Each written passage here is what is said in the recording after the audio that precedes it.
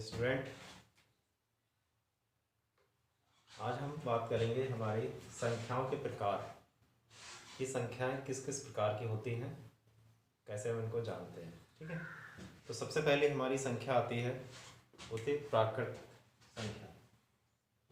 प्राकृत संख्या या फिर संख्या। प्राकृत संख्या क्या होती है कि किसी भी वस्तु को गिनने के लिए, किसी भी वस्तु को गिनने के लिए जो हम संख्याएं यूज करते हैं उसको प्राकृत संख्या बोलते हैं।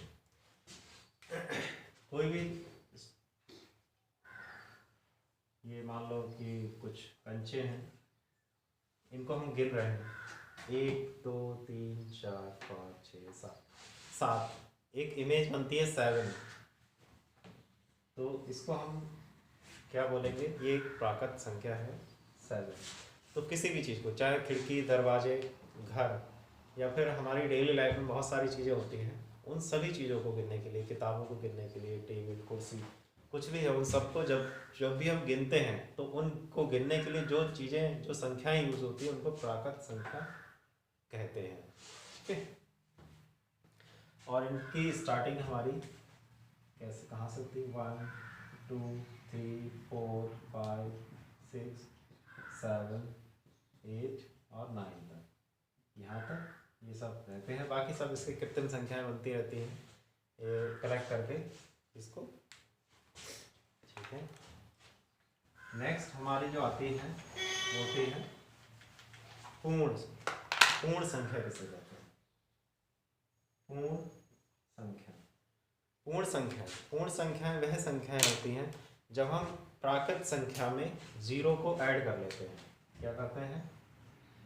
प्राकृत संख्या में शून्य को शामिल करने पर,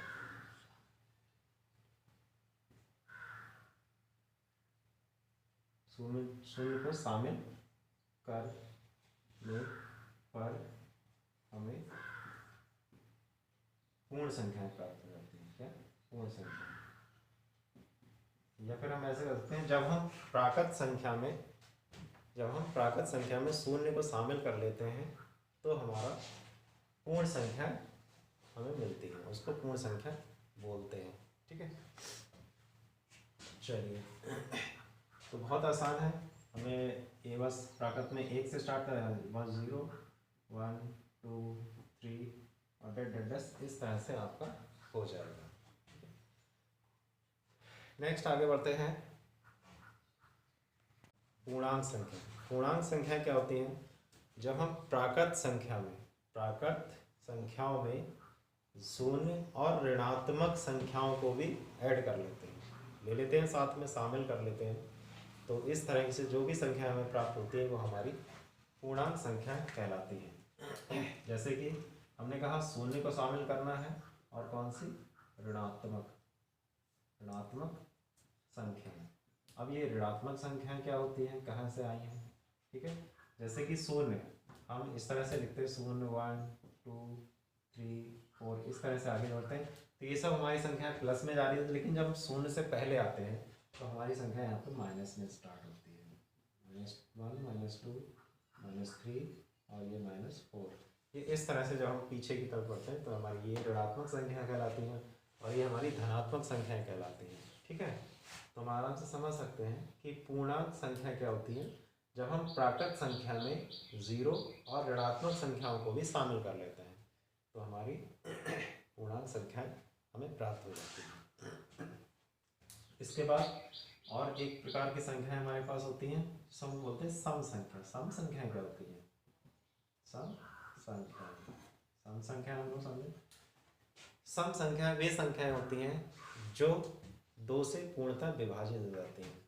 2 से पूर्णतः विभाजित होता है, 2 से कट जाती है, या फिर हम कहें 2 के पहाड़े में आती हैं। कई प्रकार से हम इनको बता सकते हैं, जैसे कि 2 से हमारा 2 कट जाता है, 4 2 दूनी 4, 6 2 3 6, 8 2 4 8।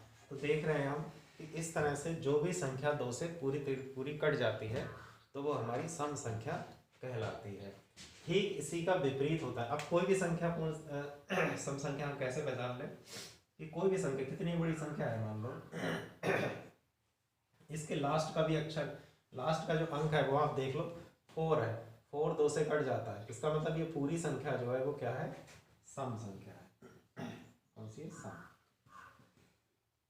मान लो कोई संख्या होती है 7 4 2 1, अब इसका लास्ट में क्या है, 1 है, 1 हमारा 2 से नहीं कटता, तो इसका मतलब क्या है, ये एक विषम संख्या है। क्या है, विषम।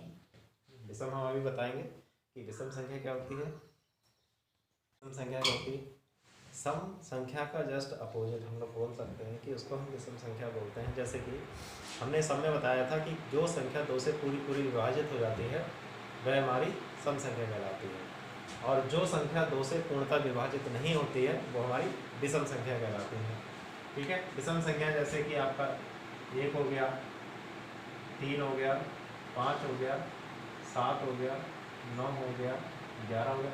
अब हम यहाँ पे एक इनमें पैटर्न भी देख रहे हैं कि प्लस आपका कितने का डिफरेंस आ रहा है, यहाँ पे प्लस आपका 2 का डिफरेंस आ रहा है, 3 में 2 जोड़े 5 आ रहा है, सभी में 2 का डिफरेंस है। ठीक है, तो 2 के अंतराल पर भी ये संख्या हमें मिल रही है। ठीक है,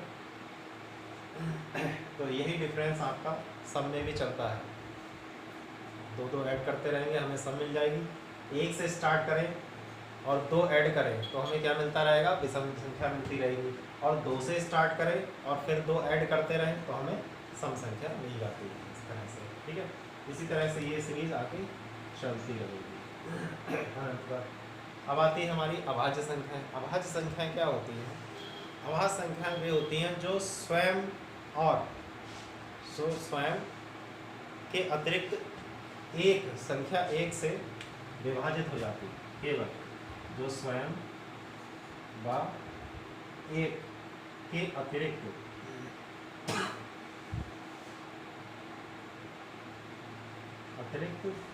किसी अन्य संख्या से विभाजित नहीं होती, संख्या से विभाजित नहीं होती। तो जो कि वह संख्या जो स्वयं व 1 के अतिरिक्त किसी अन्य संख्या से विभाजित ना हो, ठीक है, वह हमारी अभाज्य संख्या कहलाती है। अब जैसे कि आपका है 3 से ही कटेगा क्योंकि 3 एकम 3, और 1 से तो कोई भी संख्या होती है वो कट ही जाती है, लेकिन 3 एक ऐसी संख्या है बाकी और किसी से नहीं कटेगी, ना तो 3 2 से पूरी कटेगी, ना 4 से कटेगी, 5 से नहीं, 6 से नहीं, 7 से नहीं, 8 नहीं, किसी से। ठीक है, तो हम कह सकते हैं जो 3 है हमारी वो क्या है, एक अभाज्य संख्या है। ठीक है, तो इस तरह से आपसे कई सारे क्वेश्चन आप पूछ भी सकता है कि 1 से लेकर के 50 के बीच की अभाज्य संख्या लिख के दिखाओ, तो आप लिखना स्टार्ट करेंगे। ठीक है, अब अच्छा इसमें एक चीज़ मैं आपको और बता दूँ, जो हमारी अभाज्य संख्या है मोस्टली लोग लिखवा देते हैं कि 1 जो है वो हमारी अभाज्य संख्या है। क्या 1 जो है वो हमारी अभाज्य संख्या है, लेकिन जो 1 होता है ये विशेष संख्या बोली जाती है, जो कि विशेष संख्या है हमारी, जो ना तो भाज्य में आती है और ना ही अभाज्य में आती है। ठीक है, 1 हमारा जो है वो ना तो भाज्य में आती है और ना ही अभाज्य में आती है, इसको हम लोग बीच में रखते हैं। ठीक है, 1 ना तो अभाज्य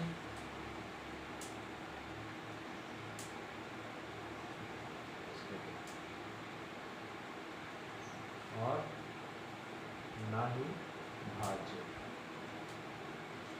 1 हमारी ना तो भाज्य है ना ही अभाज्य है। तो अभाज्य संख्या हम लोग स्टार्ट कहाँ से करेंगे, 2 से।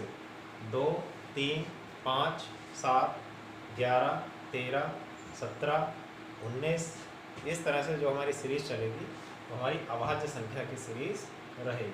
ठीक है, भाज्य संख्या है, भाज्य संख्या है वह संख्या है जो स्वयं से अतिरिक्त किसी अन्य संख्या से भी पूर्णतः विभाजित हो जाती है। हम ऐसे लिखते हैं कि जो स्वयं व एक के अतिरिक्त किसी अन्य संख्या से